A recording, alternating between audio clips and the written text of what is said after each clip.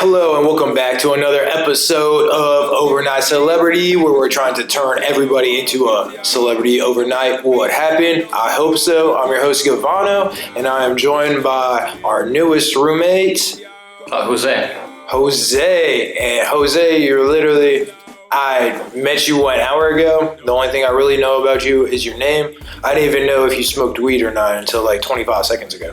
So, you do. Good for us. Oh shit, we're gonna have a surprise guest come in, bless us with some dabs.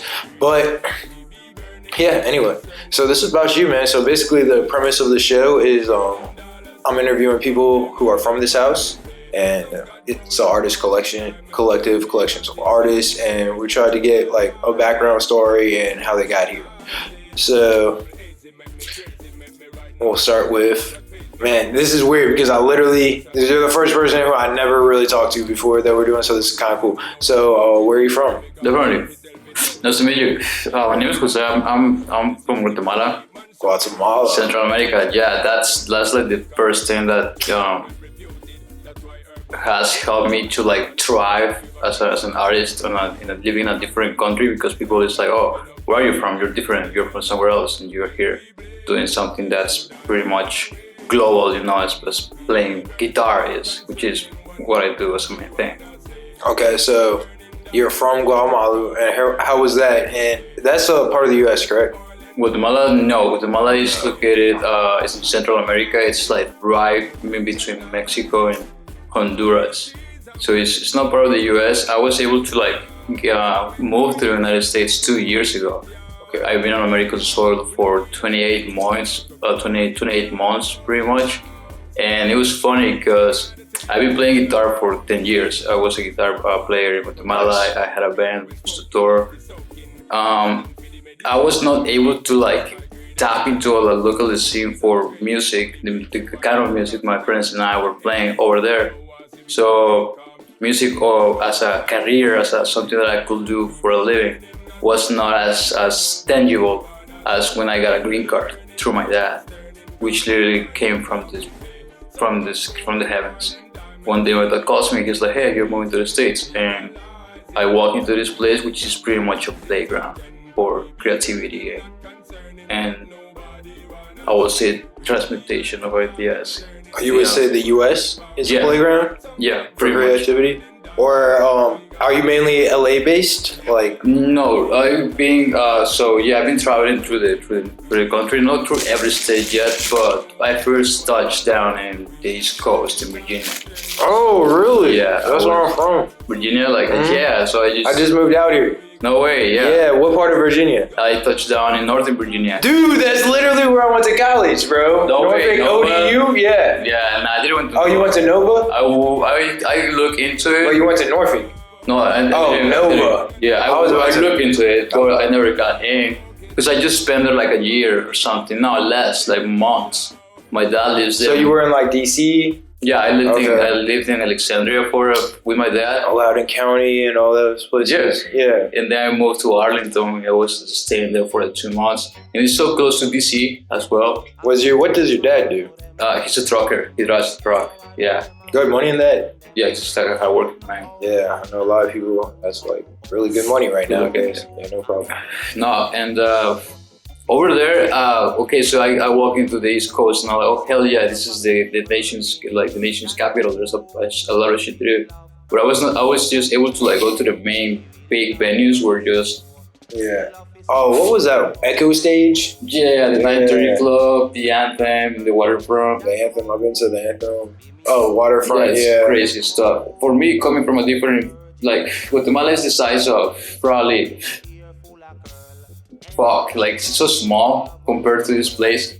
So it was huge. It was it was huge for me, and I was able to quickly develop relationships through the internet. I met a band on Reddit and I was playing drums for them for a while, which was very local. They didn't get into play shows and stuff like that. What was the size of the crowd?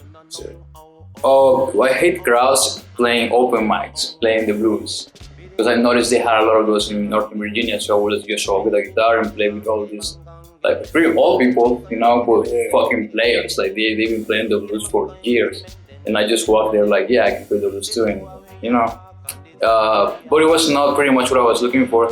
Then I went back home for some stuff, and I went to visit my brother in Florida, and I was exploring Florida too, which is weird, because I was like the rural US, you know, like people like cons. What part of Florida? It was like northern Florida, like Lake Butler, like a prison town, like surrounded by 3 prisons, and it was interesting. And then I found myself. That does not sound like when people picture Florida, a prison town. Right? Yeah, I mean, I wasn't in Miami. I just like had a layover over there, but then where my I was in PCB when I was there. Like in the pandemic. It's like southern or northern Florida. It's like the Panhandle. No idea. No, Florida's like that. If you just want like that. It's also like rural Florida. It was nice. It was like Spring Breakers, that movie. Yeah, that's where it was at. No, I saw no beaches in Florida. No beaches. You didn't see any beaches or beaches? No beaches and no beaches. Yeah, it was a cool chapter. And then I ended up going to LA, and I always was like, oh yeah, LA, it's just the place to make any music, to learn about artists, and to blah blah blah. But it never and I never like felt like I wanted to come to like an invite from somebody to come work on an NFT project as a graphic designer. And I was here already, and I was like, I might as well just stay here, get a job. So you were doing NFT design, so? Yeah, I also do graphic design. Like I do a lot of art in many ways. So I was like, I might as well just stay here and get to know the people, and I did. And that's something that I've been here for like 6 months. And it's something that I can tell people now, and I tell my friends all the time. It's like, you won't make it in LA, but LA will make you. You know, and it's like. What do you mean by that? The place, the surroundings, everything. The movement of energy here is like, there's like thousands of people coming in and out every single day. Like Santa Monica, downtown Hollywood, boom, boom, boom. There's like a constant mode of energy here. So like you just gotta stand somewhere, and you're gonna catch a lot of things that are going on 24/7. And when you start going out and putting yourself out there, the same place will challenge you to like be better at your craft, whatever it is that you're trying to pursue. Because yeah, it's the things that are happening out there. So it's a good spot for people to grow. And have you done any open mics or local shows around here? Yes, actually, yes. And this is cool, because I'm kind of proud of that one. I was telling people, like, I've been playing like guitar openly to people for like 3 months. Like, I'm being like, okay, yes, I play guitar and I'm here, and I don't need nothing. I just need a guitar right in my hands. And I played the Viper Room twice. Oh, the Viper Room? Nice. I want to go there so bad. I was talking to somebody about there. It's Johnny Depp. Yeah, and I headlined it for Halloween. Oh, you headlined it for Halloween? Playing. And you didn't invite anybody here? I'm joking. No, dude. And I was just living. I was not living here still yet, and it's crazy because I mean, the Jonas Brothers were playing that stage like a couple of months ago. So it's weird when you're up there and you're just doing your thing. You're like, wait, how did this happen? Like, how did I end up meeting all these people? And were you getting paid for that? Putting yourself out there. Actually, no, because it was a referral. So I was playing for this like independent artist, and I got the gig through a friend. You know, like somebody saw me play, and I was like, hey, we're looking for a guitar player, and you can come. Okay. And bang. So yeah, it's another thing that I come to understand too, that it has a lot to do with relationships. How do you build relationships? Who knows what you can do? Yeah. And are you still in touch with that band that you're from? Yeah, definitely. And it's as an independent like musician, like if you can manipulate an instrument, you can play an instrument, and you're like kind of proficient on it, you can pretty much find thousands of breaks to just like jump on. And okay, that's very interesting. I have not heard anybody say that here. So play your instrument for them. If you have a skill in one instrument, you can have thousands of gigs, basically. Yeah, pretty much what I do with these people is like they were like, okay, we have 15 songs, and I never heard them. It's like, okay, I can learn them by next day. Now basically first. And yeah, because it's music. You can learn 15 songs in one day? I can learn 15 songs, play like that. Yeah. And it's how much are you playing? It's well, it depends. This I play guitar, like lead guitar. I've been playing for 10 years. Yeah. And how old are you? 26 now. So you've been playing since you were 16. Since I was 15, yeah. 15. And did you ever feel like you were too old? Too old for doing this? Yeah, actually that's interesting because this band that I was playing with is in the same age of that I am. And somebody was having like thoughts about that and brought it up. And me personally, the more I lean towards doing the things that I started doing a while ago and just like sticking to it, I feel younger. Trying to I don't know what it is. And then when you also comparing yourself to other people in the profession, you're like, damn, I'm 26, you're 49. Like, you know what I'm saying? It's like, well, it also depends because I see people, for example, like Angus Young from AC/DC. That's a fucking child, right? That's a fucking child right there, and it's weird. But it should show as well. I would say, as older as the artist is, there should be some sort of growth in some sort of direction. Because the artist's life, you're always growing in some sort of direction. Oh, I feel like you have to. Like, never change. Yeah, it's interesting. But and how has your sound evolved? A lot too. At the point where it's getting hard for me to say okay, I want to play this specifically because I can play from power metal solos to jazz music to blues music to anything. So it's at that point it becomes more about how recognizable you can be. As let's say somebody listens to your voice, right? And he's that's Jose. I know his voice. That's himself talking. I have heard him talk before.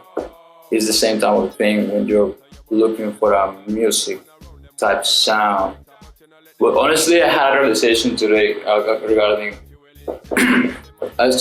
something that's so easy with music now. It's like taking pictures, pretty much. You can bomb it. Dude, imagine pictures back in the day though with the negatives and true. Yeah. Now it's just like perfect. Yeah. Did you have the HDR option?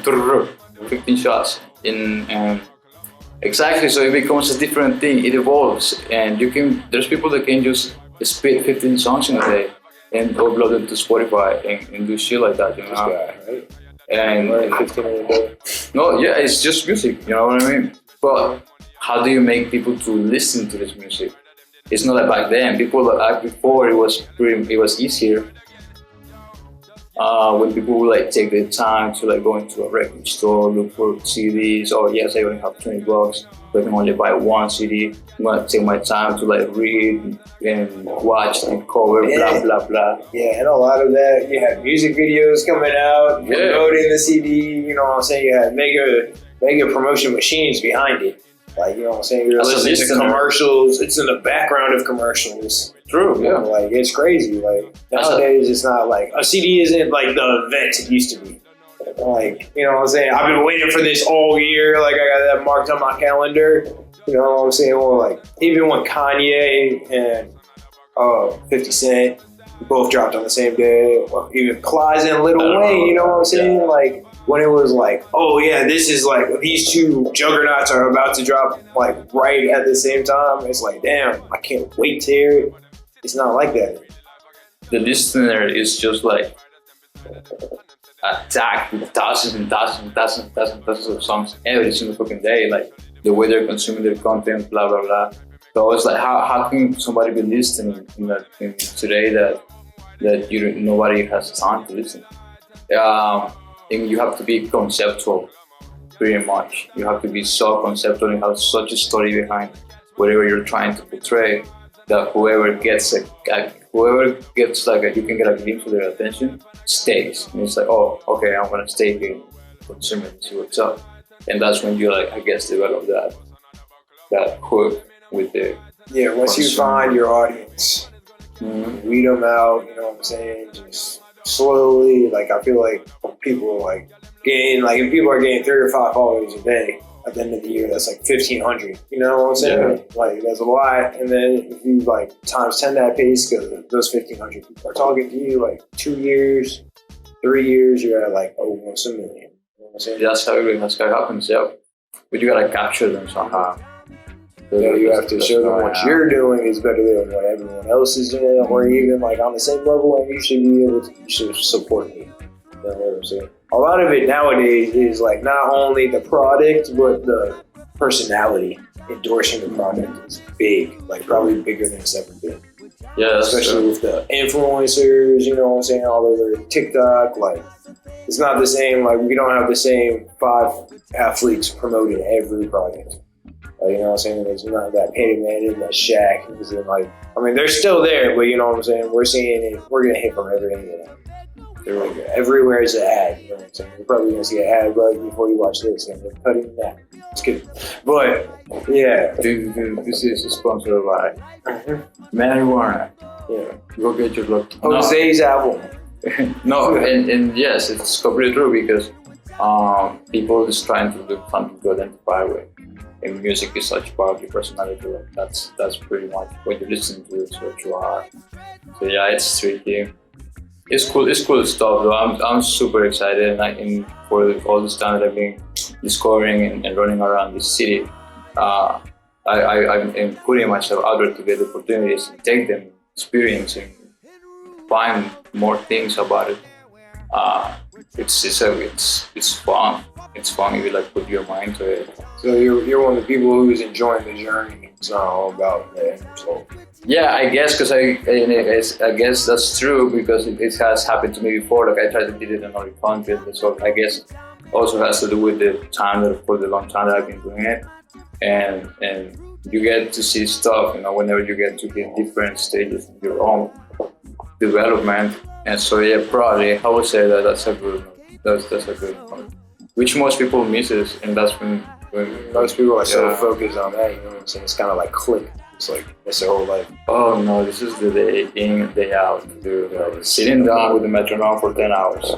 You love it there, right? You're chasing some sort of because you get the stops totally.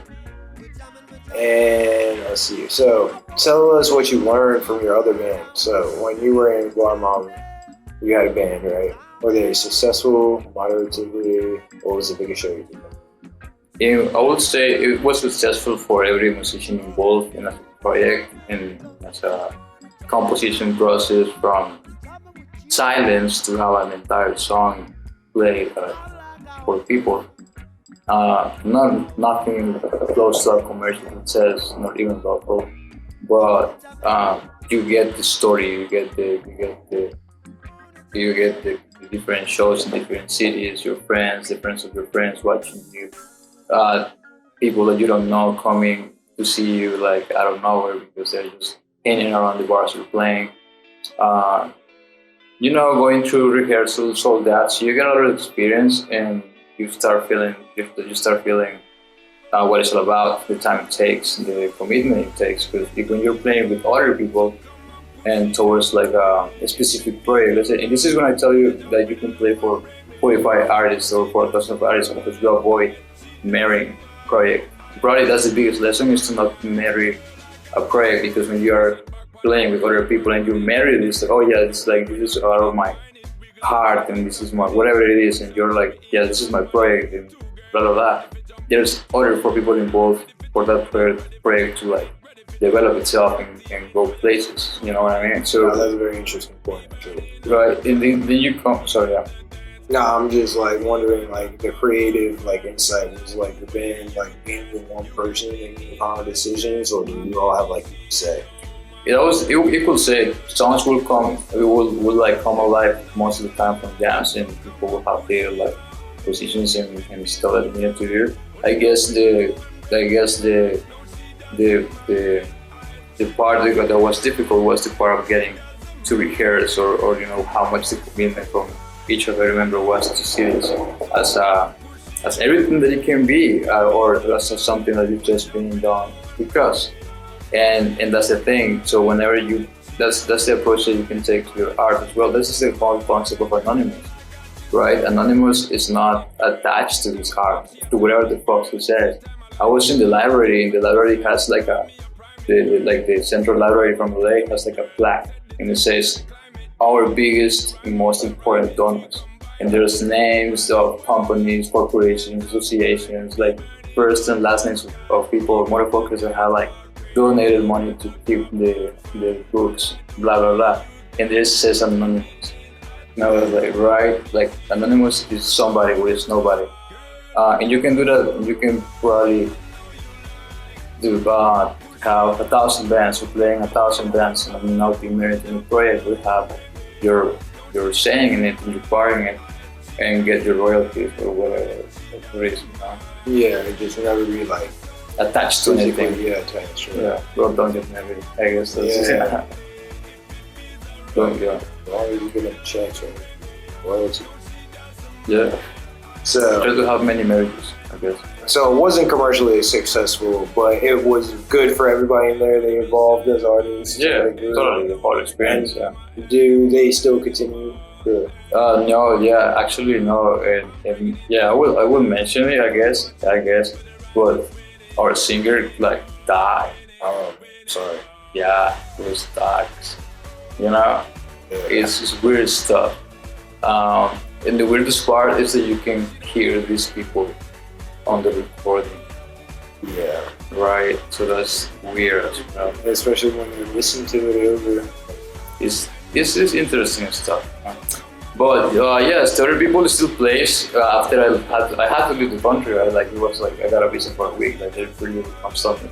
Okay, you're in, but you have to for a week to do. So I had to leave, and they keep playing without me because I was playing guitar for them. Yeah. Oh, so was the singer still alive?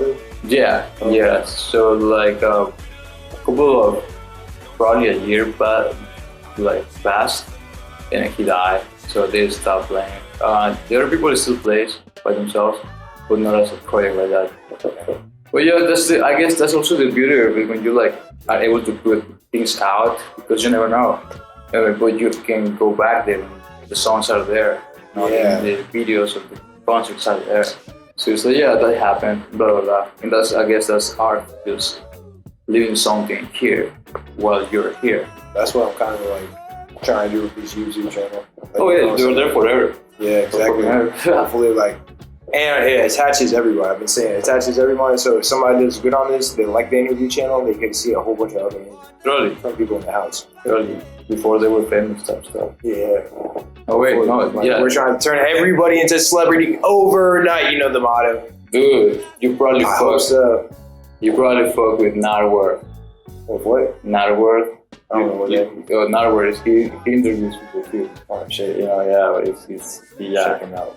He says something like, do it yourself. Do it yourself. Do it yourself. Celebrity overnight. You gotta work what you got. You gotta work with what you got. Yeah. We need more catchphrases. Send them for us, yo. I will say the best 3. I guarantee. It's a G guarantee, so capitalize it. Alright, so yeah, now you're completely solo. You've been to Florida, Virginia, and California. So you lived in 3 places already. I've only lived in 4 places, so you almost got all of them. No, you got to stay in motion. I just moved out of the valley. I was living in the valley for like a couple of months. How was that? Interesting. It was my first like place, like my place. Oh, so you lived by yourself? Yeah. Oh, you're gonna have 10 roommates? Actually, yes, I did have 10 roommates, but it was like a huge place. It was like a huge place. It felt like I was living by myself. But does it feel like you're staying by yourself here? In this house, in this like crazy place? Yes, actually yes. I have felt like it's a place where you can mind your own business and everybody's minding their own business most of the time. And at the same time, you can engage in conversation with anybody or start working with anybody at any given time because people is always growing, people always has like that spark that you can always start some sort of conversation about anything. And that's cool, and it helps you also get perspective from different people and different crafts and approach. You learn a lot just by watching people work, whatever they're doing. For sure. Do Do you enjoy living here? Has it been a good experience so far? Yeah, it's pretty cool. It's pretty great because location wise it's good. And for like a starving artist like me, no, but it's I was calling the starving artist at first. Like the starving artist. We're gonna pack in bed. It's just romanticized. Oh yeah, so we're doing a greatest hits mixtape for the house too. Like trying to promote that a little bit. And yeah, you have like a song that you want to put on it. Definitely. Yeah. I don't make music, but like I'm trying to make sure it happens, you know. Yeah, it's always good to put stuff together, you know. Yeah, and then like we have a lot of people who like collaborate in the house too. There's crazy people here doing a lot of stuff. You know, Marsh. No, I don't think so. Oh, you should like think DJing a lot of shit. DJ shit. This guy was always on the laptop in the back. Red hoodie, pretty quiet, kind of like you. Yeah. I probably sometimes preach something that I have learned because I sometimes get to have like a loud mouth talk for hours. It's like speak until it's spoken to, you know. Because you know that you start just talking. So then you guys will never talk. No. No, and then some people is like people are sometimes so like polite and they're just there listening to it and they have like to leave or something and you're just like talking. So yeah, that's something I have to like put myself in check. Did you check the podcast earlier? I listened. I heard it before. Yeah, I have heard it before. But yeah, pretty great. Definitely. I guess it's the last time I heard you guys were talking pretty much about the Matrix, and you know, and how you know, like I feel like it's a very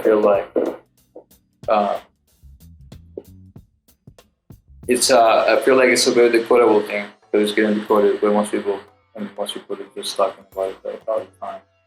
Yeah, for sure. So speaking of the Matrix, NFTs. So we're gonna transition from music now into graphic design. You said you were? Yeah, in the crypto world, which is so interesting. It's it's part of our way out from Matrix. You know, by just today is 11:15. Like it's like 9 p.m. You just listen to me like. Buy Dogecoin, buy Bitcoin. Are you be buying coins? Like now. Like forget about food, forget about everything. Just put your money in there. Like you have money in the bank, it's safer from this. I prefer inflation right now. But then again, Bitcoin has been going down recently. Like let's not lie. It was like peaked at 40 to hovering around 20,000, which is a lot, you know. Yeah. But it's interesting shit. I mean, at the end of the day, do you see it hitting 1 million? There's been different projections on how high that would go. I had too many Bitcoin, and it makes me sad to talk about. But yeah. But I was able to buy some ounces of weed with him. That's where it all started. I have like 200 coins, bought an ounce of weed. It was tricky, but now you have to go through the 50 dark web and shit. Yeah. Well, yeah, now it's all legal and you can just walk up the street. It's crazy, yeah. It's like, it's cool stuff. I'm very into it, and that's my way up to the Matrix. And I feel like this comes from me saying, like, I think international. I'm pretty much two different people. Like I have a secret code for my other country and for this country. Yeah, and the Bitcoins are more international, or the cryptocurrency. You can just keep your wallet, bring it over here, bring it over there, which is nice. You wouldn't have to pay taxes necessarily, depending on where you're cashing out. Or ask for permission to take your money out. Exactly. And it's harder to trace, like, you know what I'm saying? They're tracing, I think it has always been they chase up to $10,000 transactions, but I think they moved it down to 3. I think it's traceable.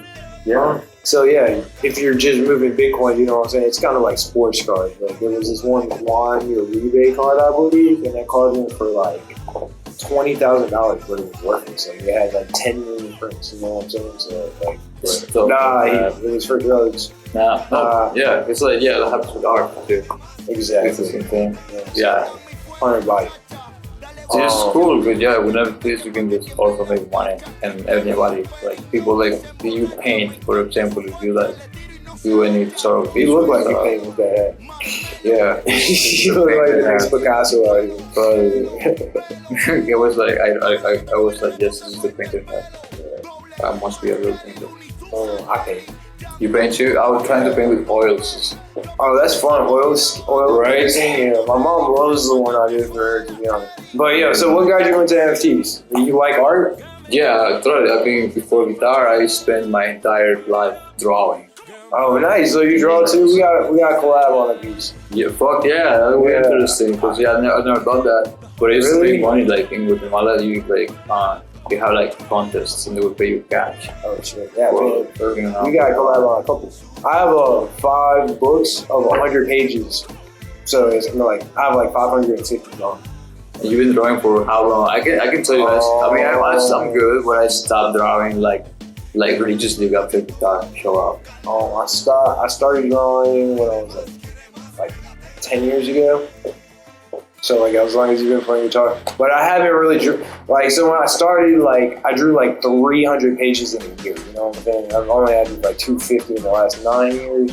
Well, it's just because I write books too. So like I'm an author, so I wrote like 23 books since then. I've been focusing more on writing than the drawing. Even though I love drawing, like I probably drew like 5 pictures a week.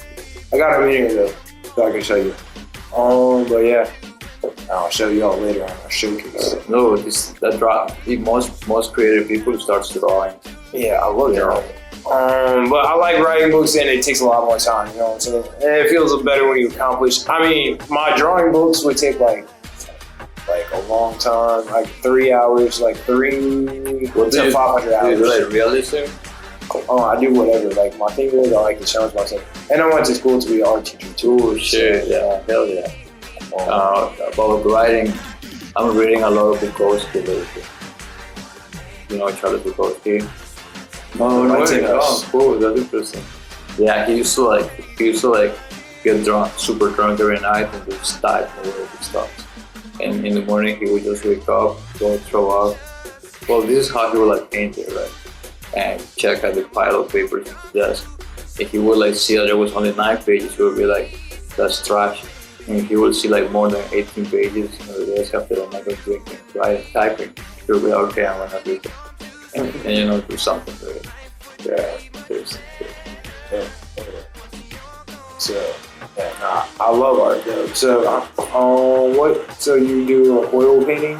I do acrylics. Yes, I do acrylics, but I'm not the best painter. I'm definitely amateur at that. But I do good with software for editing. Yeah, I feel like if you're good at that, you got it. Like I never really got into that. Yeah, I never really got into graphic design. Like I always really went into physical art. It's cool. But I feel like graphic design is a whole new ballgame. Like you know what I'm saying? That's another medium pretty much. Yeah, even Mads. Yeah, you know Mads. She does a lot of graphic. You know who she is? No, Matt. Yeah, I'll show you. Oh yeah, no, it's another medium. It's like you sit down and practice with oil paintings, which I haven't done.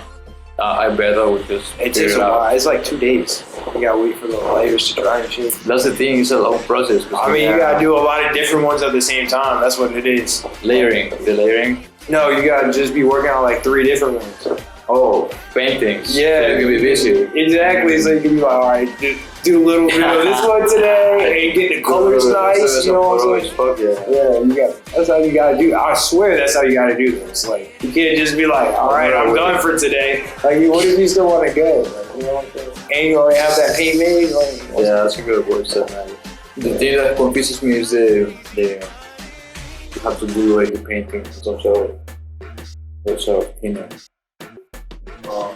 you do that live, I think. You do that as you're painting with like a plane, to pencil. Yeah, I forgot what that's just called. But I know what you're talking about. It's like the clear gel and shit. Yeah, stuff like that. Yeah, or like you paint the paint live, live situations that you paint. Yeah. Well, yeah, doing art. I mean, I feel like. Have you transferred your own art into NFT?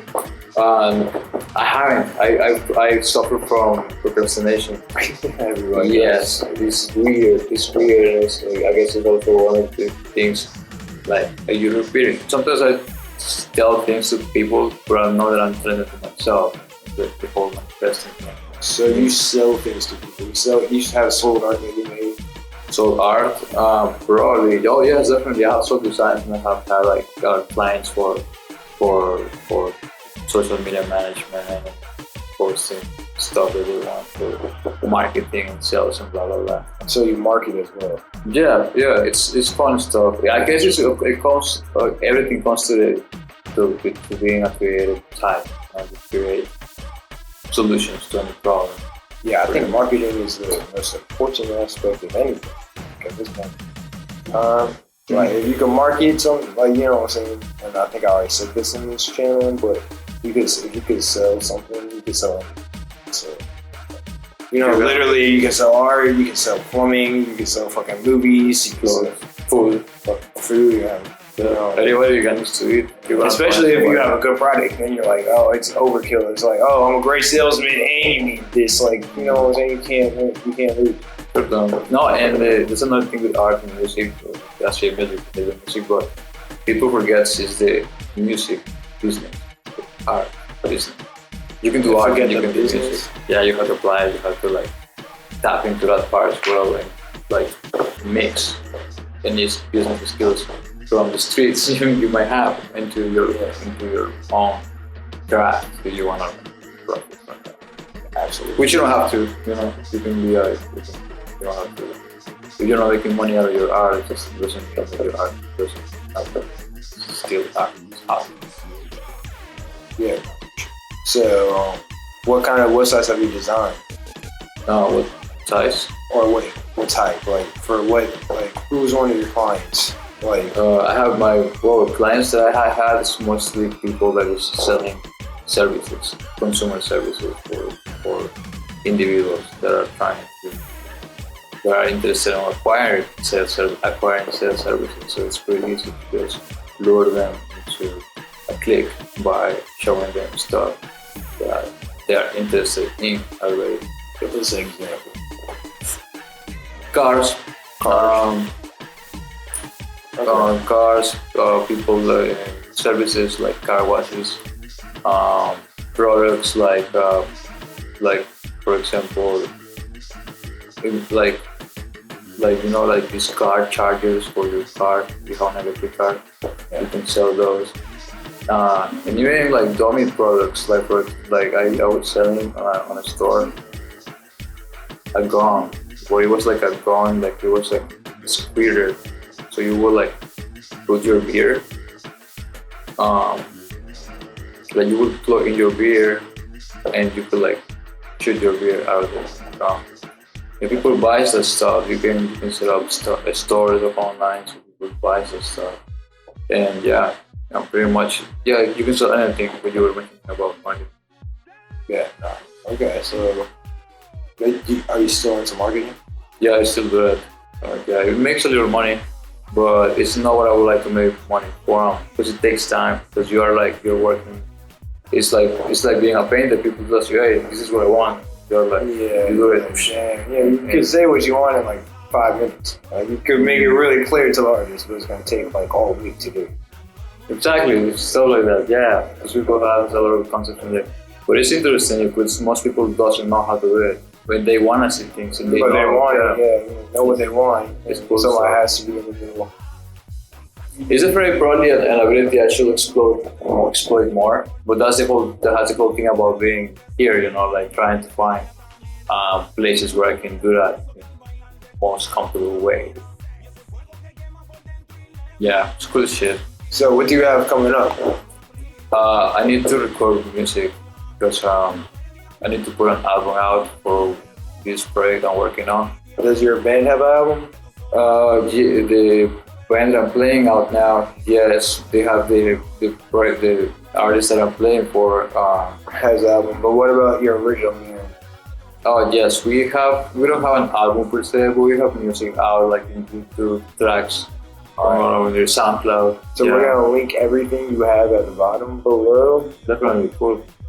So we could talk about, or do you want to just say that and I'll grab it for you then later? Yeah, definitely. No, I'm working my main project right now. It's called Autumn Weekend Audio. which is rock music, guitars, drums, bass, and whatever, maybe heartbreak. But that's the thing that I want to focus on right now. And yeah, I'm pretty much in charge of producing the album, writing, everything. And this has to be something that I want to like do here. And that is that's an album. Yeah, an entire album, like an entire concept. Say the name one more time. The Autumn Weekend Holiday. Autumn Weekend Holiday. Weekend Holiday. Yeah, like you're from the East Coast, right? So you know autumn, you know the fall. Yeah, Autumn Weekend Holiday. Okay. Just imagine an autumn weekend holiday. Gotcha. And Like then 5 p.m. do you have like an Instagram? Yeah, everywhere. Yeah, everywhere I do. Spotify, is it all the same? Yes, Autumn Weekend Holiday. Oh, okay. Autumn Weekend Holiday. So yes, and Nice. yeah, All right. catch up. All right. Catch up. Yeah.